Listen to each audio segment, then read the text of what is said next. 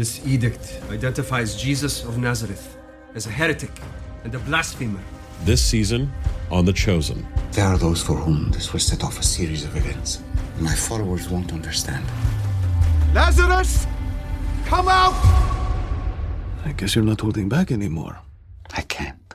I'm out of time. See Season 4 of The Chosen in theaters on February 1st, starting with episodes 1, 2, and 3. Get your tickets now at thechosenriseup.com. Hello everyone. The clip you're about to hear is from one of our exclusive Patreon episodes on a recent horror release, and just like all of our other episodes, it might include major spoilers for said horror release, so don't listen to it if you haven't already seen it. You've officially been warned. And if you'd like to hear the full episode, just head on over to patreon.com/horrorqueers and subscribe today. Without further ado, here is your exclusive Patreon clip.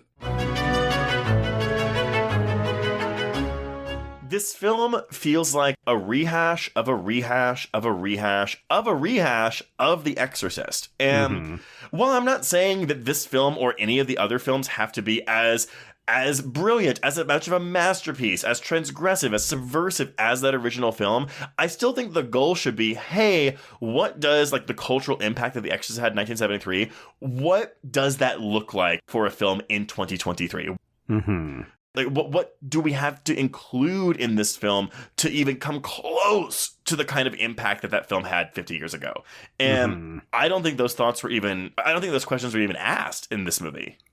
Well, maybe we'll leave it with David Gordon Green's approach to the thesis, right? Bringing all of these people of faith together to perform this exorcism.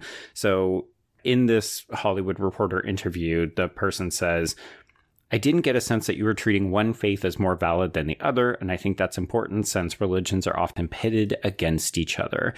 Was that universality one of the pillars of the project? Here's his response. Yeah, it was. It's something that I see in my daily life, in my community, and in my travels. People assume they have different perspectives because of their culture, their upbringing, their religious foundations, or politics. But when you get to the core of what those intentions are and the meaning and the real importance and suggestions of that belief, it is, very often, a really universal construct.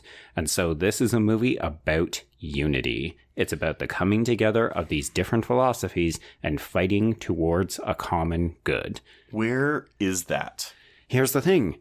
If that's truly the film that he thinks he's making, I need to see it in this next film because you've maybe laid the groundwork for it in introducing all of these different beliefs, but that is not the movie you made, sir. Yeah, you introduced it and did nothing with them. That's the issue here. And again, if you have this mapped out in movie 2 and 3, fine. I will wait and see it then.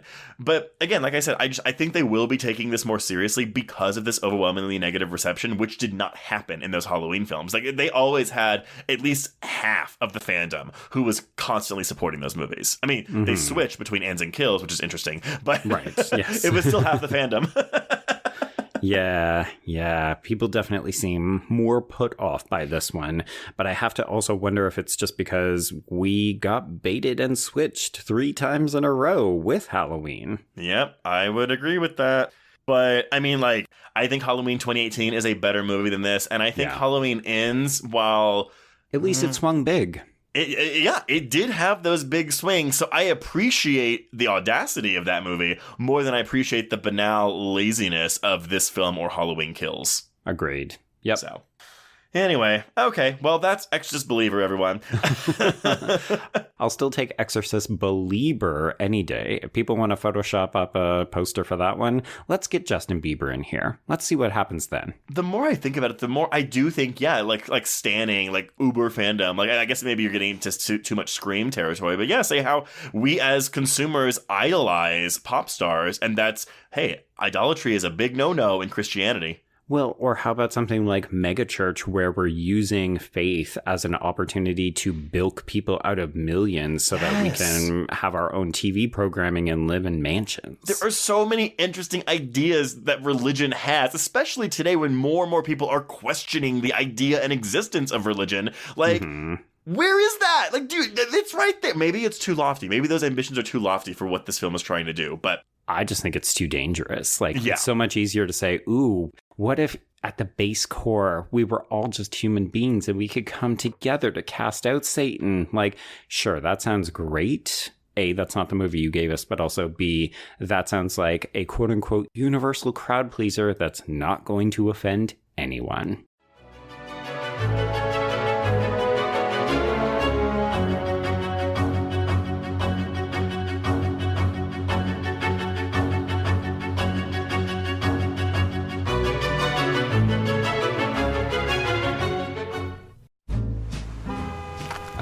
Atlas Avenue, a long stretch of road that encompasses everything the city of Kennett Heights has to offer. Neon lights, traffic, crime, the hustle and bustle of everyday life, and the craziest of characters. My office was above it all.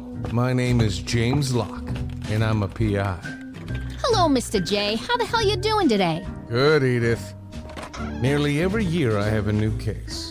New people to meet, new clues to discover, and new problems to solve. But I do it the old-fashioned way. No technology. Nothing post-1950. Hell, I don't even listen to podcasts, but you should.